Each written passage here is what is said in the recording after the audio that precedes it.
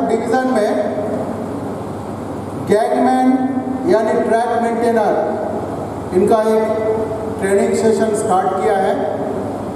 तो हम लोग का ऑलरेडी 4 डेज़ का ट्रेनिंग हो चुका है। हम लोग 4 डेज़ उनका ऑफिस में जाके, स्पॉट में जाके हम लोग उनको ट्रेनिंग करा रहे हैं।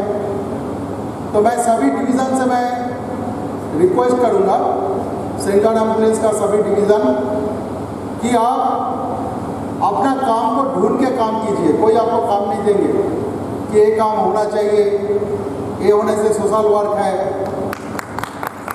काम ढूंढ के आपको काम करना पड़ेगा। समझ में आ गया? तब आप आगे बढ़ सकते हैं, आपका नॉलेज भी होगा। तो चलिए, अभी टेम्परेचर डे बाय डे बढ़ जा रहा है, बढ़ रहा है ना। तो इसमें बहुत सारे डिपार्टमेंट जो फ्रंटलाइन स्टाफ है, या हमारा आरपीएफ भाई लोग भी बैठे हुए हैं, ये लोग भी फ्रंटलाइन स्टाफ है। इनको भी आप तो 2 दिन के लिए यूनिफॉर्म पहने हैं, लेकिन ये डेली ये यूनिफॉर्म पहनते हुए 8 आवर्स ड्यूटी करते हैं धूप में। तो अगर कुछ ऐसा घटना घटे गर्मी में कि हमारा टेम्परेचर, अगर जो नॉर्मल टेम्परेचर है 37 डिग्री सेल्सियस, इससे अगर हमारा टेम्परेचर बढ़ जाता है, यानी 104 डिग्री फ़ारेनहाइट के ऊपर अगर चल जाते हैं, तो इसको कहते हैं तेज बुखार। सडनली बुखार आ गया, आप धूप में काम कर रहे हैं, सडनली आपको बुखार आ गया, हो सकता है ना। तो आपको तो क्या करना चाहिए, आप क्या क्या साइन सिम्टम आपका होता है। पहले तो हेडेक होता है, मुंडी चक्कर देते हैं, वोमिटिंग टेंडेंसी होता है, लेकिन वोमिट हो नहीं पाता है। और क्या होता है, फेस का कलर थोड़ा चेंज हो जाता है, ठीक है। साथ में तेज बुखार होता है, पहले तो पसीना होता है, बाद में पसीना सूख जाता है, ड्राई स्किन हो जाता है। और उनका रैपिड पल्स होता है, पल्सेशन रैपिड होता है, आस्ते आस्ते धीरे हो जाता है।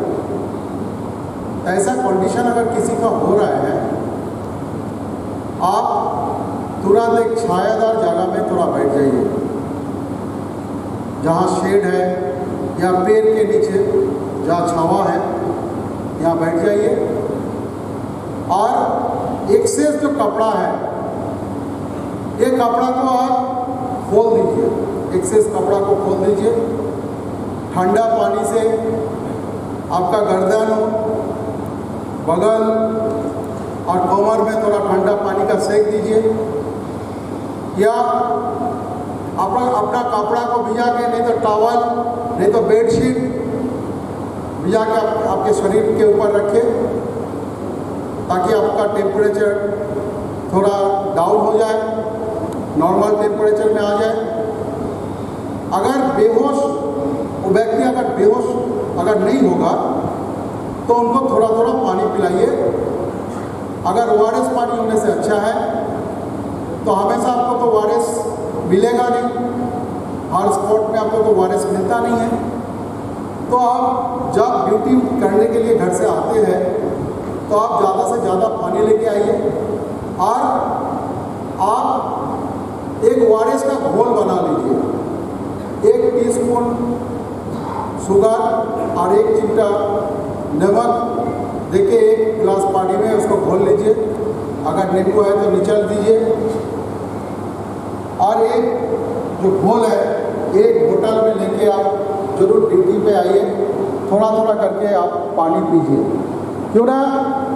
हमें जिंदा रहने के लिए एक तो चाहिए पानी, शरीर को क्या चाहिए होता है, एक पानी और एक ऑक्सीजन। तो पानी का मात्रा अगर कम हो जाते हैं, तब यही समस्या होता है। इसलिए गर्मी का सीजन में एक तो पहले जब आप ड्यूटी पे आते हैं, थोड़ा अच्छा नाश्ता, अच्छा टिफिन या अच्छा खाना खा के जरूर आइए। ऑयली चीज़ मत खाइए गर्मी का सीजन में। और थोड़ा हल्का फुल्का कपड़ा पहनिए। कॉटन कपड़ा होना तो सबसे अच्छा है। और आपका मुंडी में सिर को ढक के रखिए। अगर छाता है, अम्ब्रेला है तो अच्छा है, नहीं है तो टोपी, टॉवल या ट्रैक मेंटेनर जो है भाई, आपके तो अम्ब्रेला लेके, छाता लेके आप काम नहीं कर सकते हैं, उसलिए आप टोपी पहनिए। नहीं तो आप एक टॉवल या गामछा पहन के हेड को ढक के रखिए।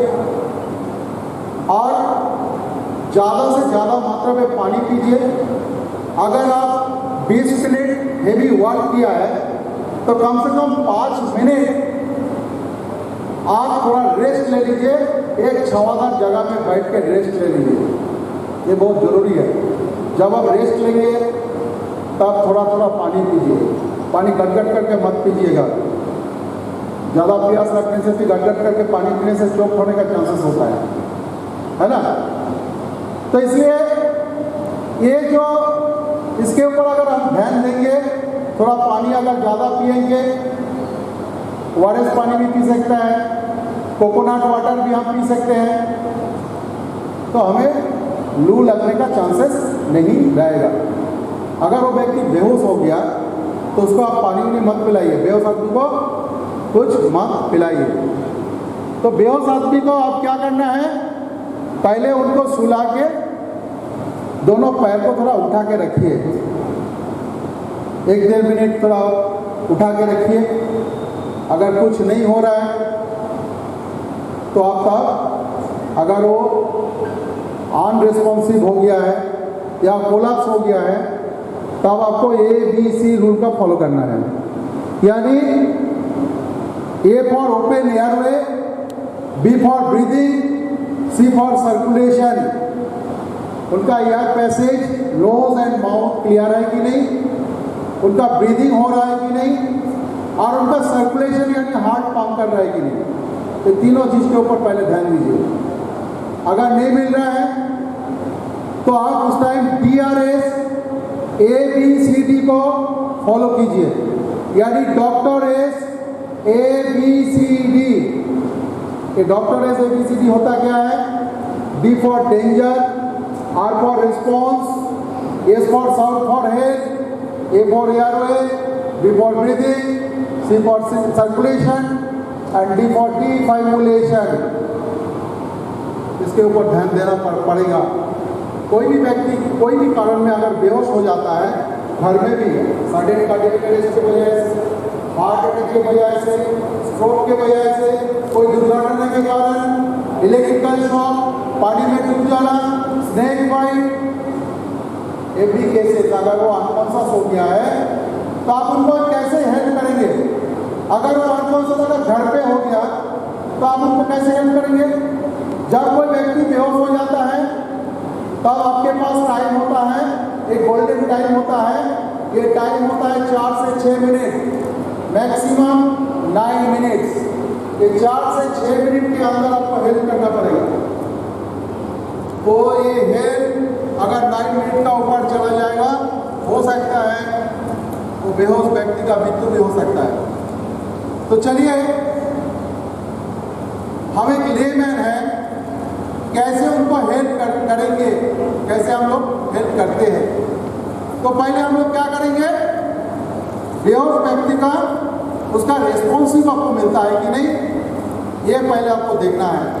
तो फर्स्ट काम आपका है हेड को डाउन करके चीन को लिफ्ट करके रखना। हेड को डाउन करके चीन को लिफ्ट करके रखना। क्यों? इसका कारण है एयर पैसेज को पहले हम क्लियर करके रखेंगे। ठीक है, बेहोश व्यक्ति को हम लोग मुंह से तो कुछ नहीं खिलाएंगे, क्यों ना, वो गिर नहीं पाएंगे, इसलिए उसको कोई भी पानी भी हम नहीं पिलाएंगे। बहुत टाइम में क्या होता है, कोई भी व्यक्ति अगर बेहोश हो जाता है, हम लोग बहुत उसको हेल्प करते हैं। क्या करते हैं, हाथ के ऊपर थोड़ा हम लोग उसको हाथ घसते हैं, पैर को थोड़ा हम लोग रबिंग करते हैं। ये सब हम लोग नहीं करेंगे, ठीक है ना, क्यों ना, बेहोश व्यक्ति का उसका ब्रेन तक ऑक्सीजन नहीं मिल रहा है, उसके वजह से वो बेहोश हो गया। तो चलिए हम लोग पहले हेड डाउन करके चीन को लिफ्ट करके रखेंगे। फोरहेड के ऊपर 2 फिंगर से प्रेशर देंगे, चीन के नीचे 3 फिंगर से उनको हेड को प्रेशर देंगे, 2 फिंगर से प्रेशर देंगे और 3 फिंगर से प्रेशर देके लिफ्ट करके रखेंगे। कैसे? हेड को डाउन करके चीन को लिफ्ट करके रखेंगे। बहुत इजी सा प्रोसेस है।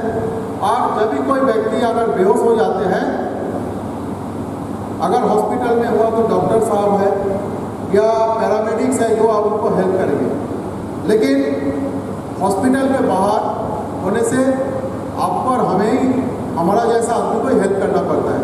तो हमको पता है लेमैन, इसलिए पहले हमें एक चीज़ को ध्यान रखना पड़ेगा कि बेहोश व्यक्ति को हम लोग एक हार्ड सरफेस के ऊपर पीठ के बल उनको सुला देंगे, ठीक है ना। तो सबसे अच्छा आपका फ्लैट सरफेस कहाँ मिलेगा? फ्लोर, जमीन, सब जगह में इजीली मिल जाएगा। तो जमीन पे आप उनको सुला दीजिए। सुलाने के बाद जो ना हमारा DRS यानी डॉक्टर एज ABCD में डी फॉर डेंजर होता है। आप जब किसी को हेल्प कर रहे हैं तो आप होता है फर्स्ट एडर या फर्स्ट रिस्पॉन्डर। तो फर्स्ट रिस्पॉन्डर को उनका डेंजर को पहले देखना पड़ता है। अगर वो डेंजर पे आ जाते हैं तो आप विक्टिम को हेल्प नहीं कर पाएंगे। तो इसलिए आप सबसे अच्छा होगा आप फ्लोर में उनको पीठ के बल सुला दीजिए, ठीक है। उसके बाद आप उनके कंधे पे थपथपा के पूछिए, हेलो भाई आप कैसे हो, हेलो आर यू ओके, आपको मेरा बात सुनाई देता है। तो बेहोश व्यक्ति तो आपसे बात नहीं कर पाएंगे, लेकिन अगर स्टूपर हालत में रहेगा तो उनका एक हलचल, एक मूवमेंट होगा। ये मूवमेंट को आपको देखना पड़ेगा। अगर ये भी आपको समझ में नहीं आया तो आप शरीर में कहीं थोड़ा पींच करके चिटा कट के आप देख सकते हैं। तो वो भी आपको पता नहीं चला तो आप आंखों के ऊपर टॉर्च लाइट का रोशनी फेंक के भी देख सकते हैं। जब लाइट को उसके आंखों के ऊपर देंगे, फेंकेंगे, तो अगर उसका आँख फिक्स हो जाता है, बड़ा हो जाता है, तो कोमा कंडीशन पे है। अगर वो आँख बंद करने का प्रयास कर रहा है तो वो स्टूपर हालत में है, यानी फर्स्ट स्टेज पे है, उतना डेंजर नहीं है, ठीक है ना।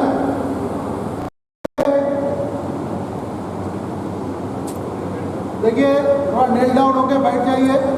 उसके बाद फोरहेड के ऊपर 2 अंगली से प्रेशर दीजिए, चीन के नीचे 3 अंगली, हेड को डाउन, चीन को लिफ्ट कर दीजिए।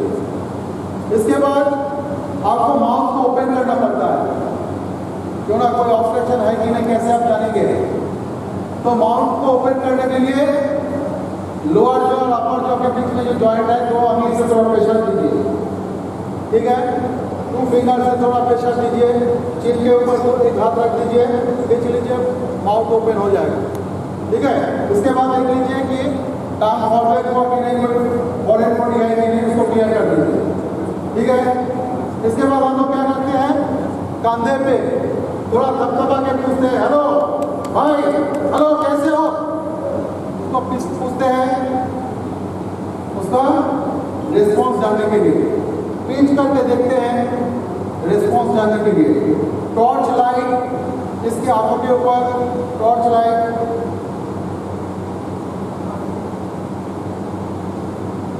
देखिए अगर वो आंख बंद करने का प्रयास कर रहे हैं तो स्टूपर हालत में है, ठीक है ना, उतना डेंजर पे नहीं है। अगर रोशनी फेंकने के बाद अगर आंख बड़ा हो जाएगा, फिक्स हो जाएगा, तो कोमा कंडीशन पे है। तो हम लोग समझ सकते हैं लेमैन में, ठीक है ना। इसके बाद हम लोग क्या करेंगे, अगर वो स्टूपर हालत में है तो उनको हम लोग कैसे रिकवरी पोजीशन में डालेंगे। ये बहुत इजी सा एक टेक्निक है। आप राइट साइड, लेफ्ट साइड, कोई भी एक साइड में आप घुमा सकते हैं। आप जो साइड में घुमाएंगे वो हाथ को एल शेप में रखना, एल शेप में रखिए जो साइड पे आप घुमाएंगे, ठीक है। फिर दूसरे हाथ को आप उनके चेन बाल के पास ले आइए, कंधे पे हाथ दीजिए और एक पैर को आस्ते से उठा दीजिए, उठा के उनको घुमा दीजिए। जैसे हम लोग रात को तकिया पैर के नीचे रखते हुए सोते हैं ना, ये जो सिस्टम है इसको कहते हैं निकोबारी सिस्टम। और उनका हेड को थोड़ा डाउन कर दीजिए ताकि वो वोमिटिंग अगर कर रहा है या ब्लीडिंग हो रहा है तो ड्रेन आउट हो जाए, ठीक है ना।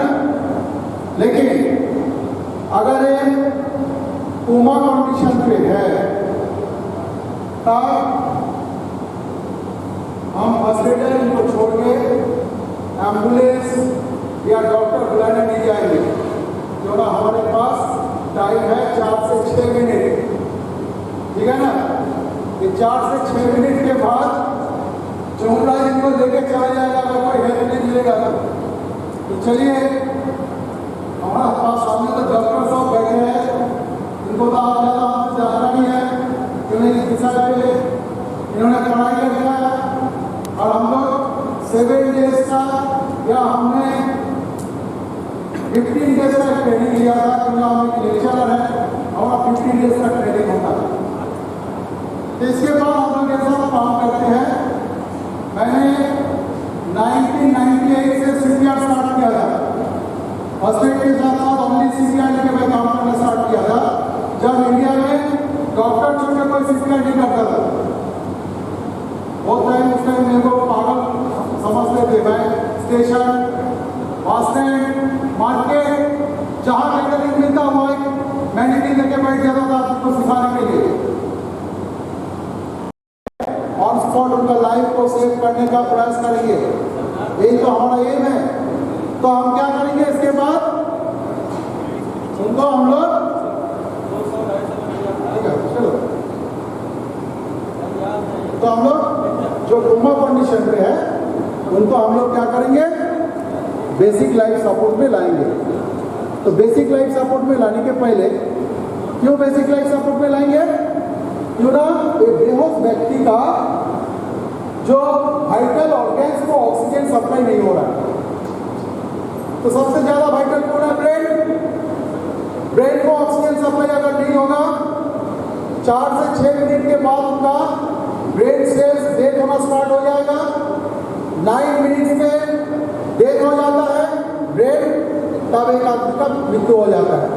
तो चलिए, ब्रेन सेल्स डेथ होने का पहले अगर हम लोग ऑक्सीजन सप्लाई कंटिन्यू करते रहेंगे तो वो व्यक्ति का मृत्यु से हम लोग शायद हम लोग उसको बचा पाएंगे, ठीक है ना। नहीं तो ऐसे ही तो मर जाता।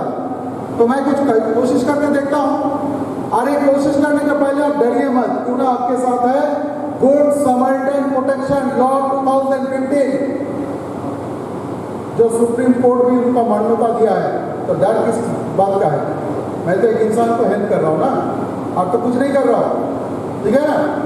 तो चलिए, तो उनको हम लोग बेसिक लाइफ सपोर्ट में लाके उनका ब्रेन सेल को डेथ होने से बचाएंगे, ऑक्सीजन सप्लाई को कंटिन्यू करेंगे जब तक हमें कोई डॉक्टर नहीं मिलता है या जब तक हम उनको हॉस्पिटल तक नहीं पहुंचाते हैं। तो जब हम CPR को देते हैं, यानी CPR का फुल फॉर्म क्या होता है, कार्डियो पल्मोनरी रिससिटेशन। तो CPR जब देते हैं, CPR 2 तरीका का होता है। एक मेडिकल पर्सन जो CPR करते हैं, इसके पास बहुत सारे इक्विपमेंट्स होता है, जैसा कि एम्बू बैग होता है, अडेप्टर होता है, बहुत कुछ होता है।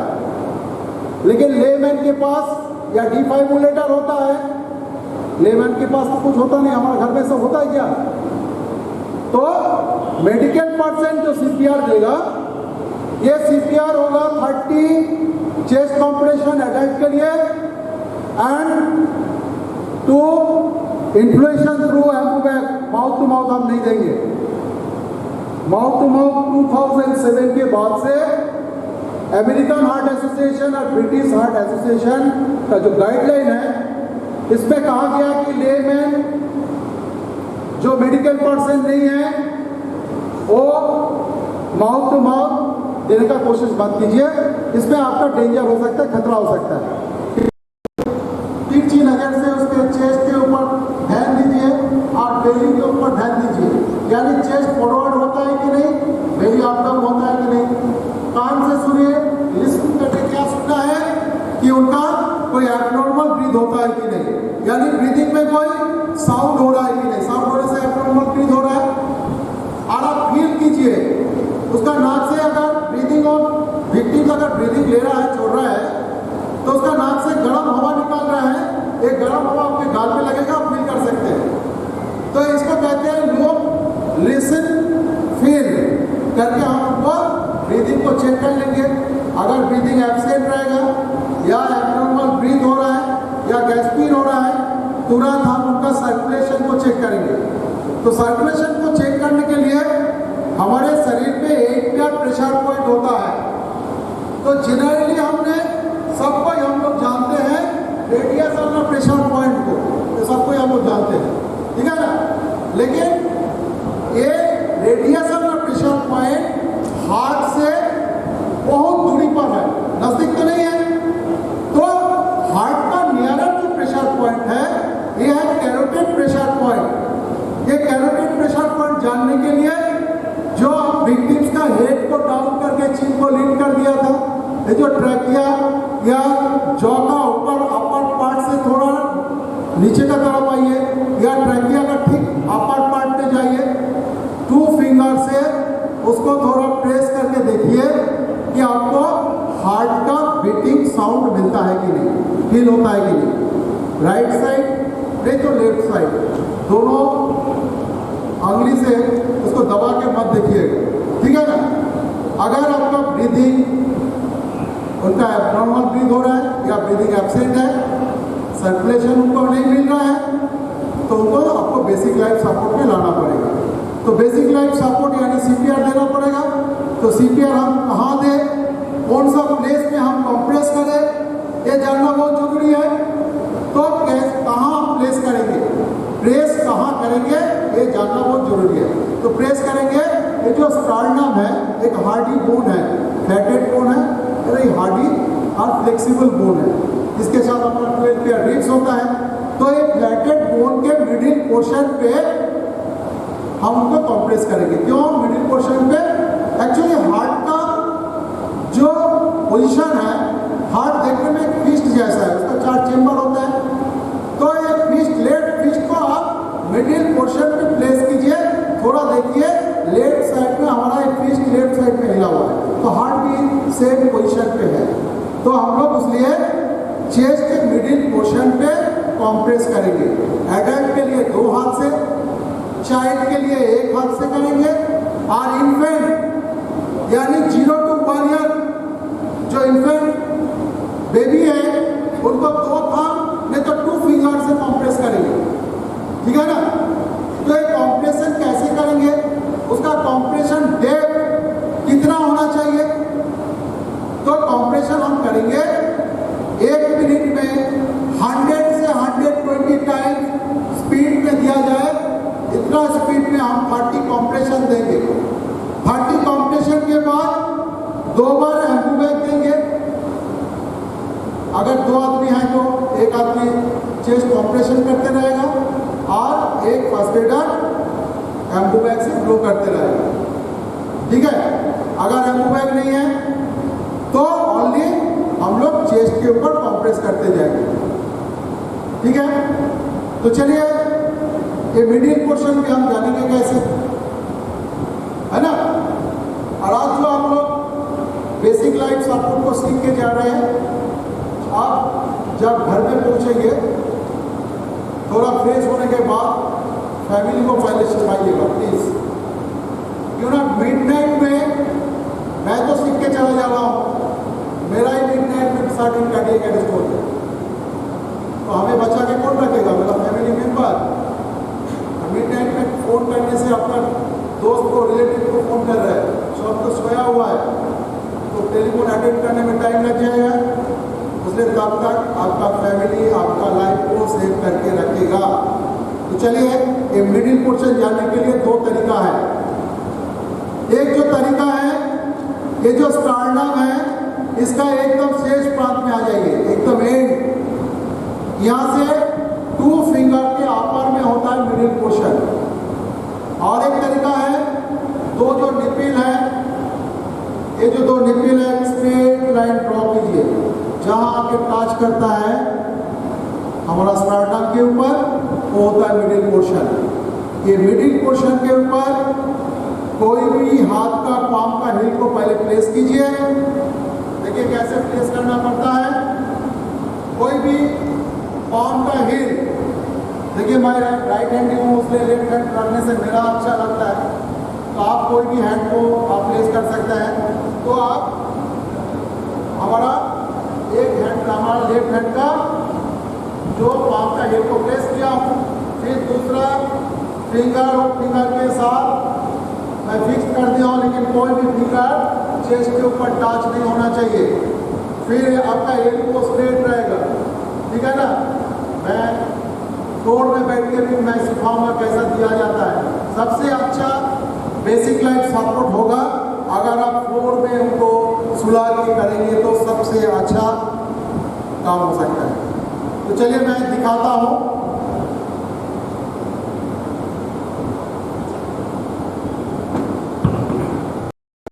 फिंगर के साथ फिंगर फिक्स, तो कोई भी फिंगर आपका चेस्ट के ऊपर टच नहीं होना चाहिए, रिब्स के ऊपर कोई भी प्रेशर नहीं देंगे। समझ में आ गया। फिर आप क्लोज आ जाइए, एल्बो स्ट्रेट रहेगा, कमर को ऊपर में उठा के रखिए, पूरा कमर से पूरा शरीर का वेट इनके ऊपर डालना पड़ेगा। 1 मिनट में 100 से 120 टाइम्स दिया जाए, इतना स्पीड में 30 कंप्रेशन देंगे। देखिए हमारा कंप्रेशन एक रिदम में होता है। सही कंप्रेशन होने से ये मॉडर्न मैनिक्विन है, इसमें इंडिकेटर लाइट जलता है, तो अगर 2 ग्रीन लाइट जलेगा तो सही हो रहा है। अगर ग्रीन लाइट के साथ एक येलो लाइट जल रहा है तो हमारा रिदम बहुत फास्ट हो जा रहा है। अगर रेड लाइट जलता है तो हमारा रिदम बहुत धीमा हो रहा है, ठीक है। तो देखिए मैं कंप्रेस कर रहा हूँ, आप भी ये प्रैक्टिस कर सकते हैं। चलिए मैं स्टार्ट कर रहा हूँ, आप लोग भी थोड़ा काउंट कर सकते हैं। 1 2 3 4 5 6 7 8 9 10 1 2 3 4 5 6 7 8 9 10 1 2 3 4 5 6 7 8 9 10 एम्बो प्लीज फर्स्ट।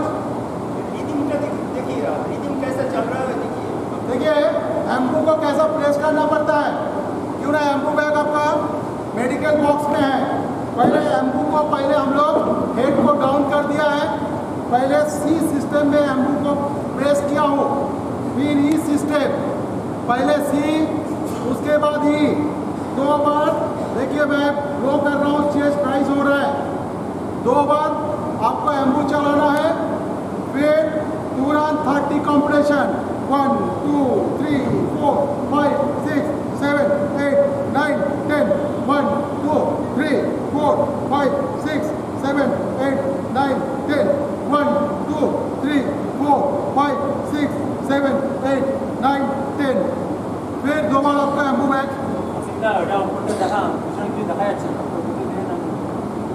देखिए कैसे इसको प्लेस करना पड़ता है, फिर एक बार सीख लीजिए। पहले सी प्रेस करके, फिर ई, फिर 2 बार, 1 2, चेस्ट राइज हो रहा है, ठीक है ना। फिर 30 कंप्रेशन, ऐसा हम लोग 5 टाइम्स कंप्रेशन, यानी 30 × 5 150, और 2 इन्फ्लेशन टू एम्बू बैग, यानी 2 × 5 10 हमारा एम्बू बैग देना पड़ेगा, और 150 हमें कंप्रेशन करना पड़ेगा। तो एक सर्कल कंप्लीट हुआ। मेडिकल बॉक्स में भी डिफाइब्रिलेटर है, थोड़ा देख लीजिए। ये हमारा अमेरिकन डिफाइब्रिलेटर है, इसलिए वो इंग्लिश छोड़कर कोई भाषा बोलता नहीं है।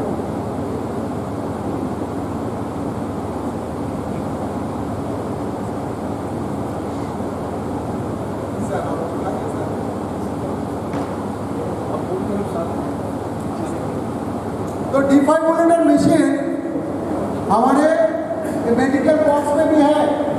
इंडियन जो हमारा डिफाइब्रिलेटर मशीन है, इसमें इंडिया का सारे भाषा में वो आपको गाइड कर सकता है, लेकिन ये इंग्लिश छोड़ के कोई भाषा बोलता नहीं है, लेकिन बहुत सरल इंग्लिश बोलता है।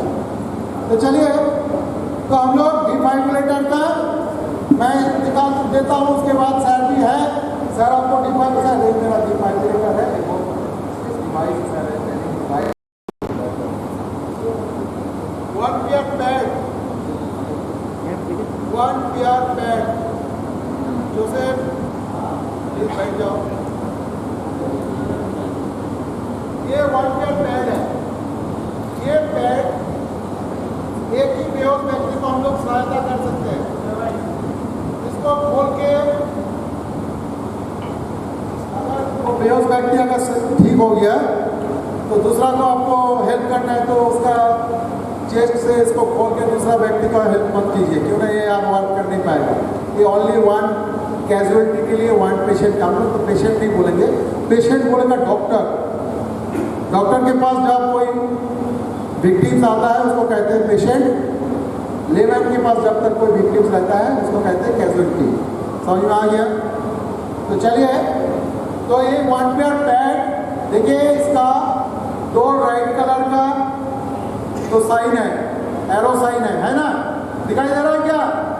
एक राइट चेस्ट के ऊपर और एक लेफ्ट चेस्ट के नीचे उसको प्लेस करना पड़ता है। एक ऐसे नोट राइट चेस्ट के ऊपर, A B note left chest के नीचे रहता है, इलेक्ट्रिकल जो system, male and female system.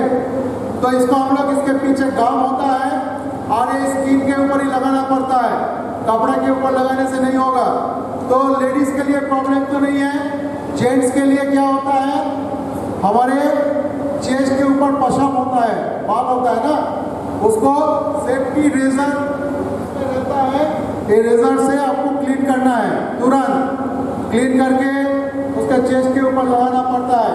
तो इसके पीछे गाम होता है, ये गाम से हम लोग उसको चिपका देते हैं। देखिए राइट चेस्ट के ऊपर, देखिए राइट चेस्ट के ऊपर प्रेस कर दिया है, ये लेफ्ट चेस्ट के नीचे, इसको लेफ्ट चेस्ट के नीचे प्रेस कर दिया है, तो दो पैड को हम लोग प्रेस कर दिया है। अभी ये जो हमारा एक वायर है इसके साथ हम कनेक्ट कर दे रहे हैं, फिर हमारा ये मशीन को ऑन कर देते हैं। देखिए मशीन आपको क्या बता रहा है, सुनिए।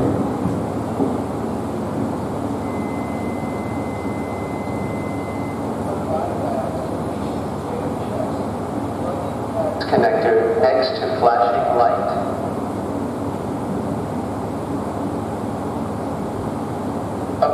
Analyzing heart rhythm.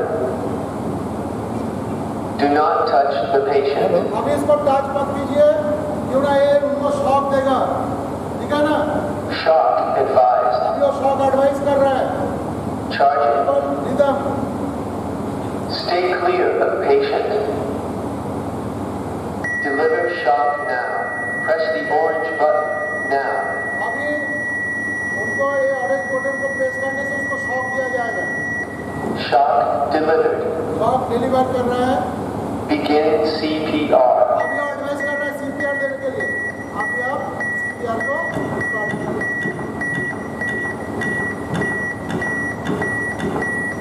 इसमें ये एडवांस लाइफ सपोर्ट क्या है? देखिए मैनुअली हम लोग दो आदमी अगर रहेंगे, हमारा हॉस्पिटल अगर 5 किलोमीटर दूरी पे है, तो दो आदमी से उनको हॉस्पिटल तक पहुंचा देना बहुत मुश्किलदायक हो जाएगा, क्यों ना वो इतना हेवी वर्क कर रहा है कि वो टायर्ड हो जाएगा, ठीक है ना? तो इसलिए मैन पावर ज़्यादा लगता है। लेकिन हमारा एडवांस लाइफ सपोर्ट होने से कोई प्रॉब्लम नहीं है। आप उनको 6 to 7 आवर्स के अंदर, एक टाइम के अंदर आप उनको कलकत्ता, दिल्ली, मुंबई फ्लाइट पे कहीं भी लेके आप उसका ट्रीटमेंट करा सकते हैं। ये एडवांस लाइफ सपोर्ट, ये एडवांस लाइफ सपोर्ट आपके हमारा डॉक्टर साहब भी दिखाएंगे। देखिए है सर, अभी आपको समझाएंगे। हमारा ये जो बॉक्स है ये ट्रेन में रहता है और स्टेशन पे रहता है। तो कोई भी अगर पैसेंजर घायल हो जाता है या आप लोग ड्यूटी करते करते कोई भी हमारा स्टाफ को कोई प्रॉब्लम होता है तो ये बॉक्स आप काम कर सकते हैं। बॉक्स से जो है आपका इक्विपमेंट्स है, मेडिसिन है, इसको लेके आप हेल्प कर सकते हैं। फिर दोबारा उसको फिर सही सलामत आपको स्टेशन पे या ट्रेन में जो टीटी कंडक्टर के पास रहते हैं उनके पास आपको उसको दे के आ जाइए।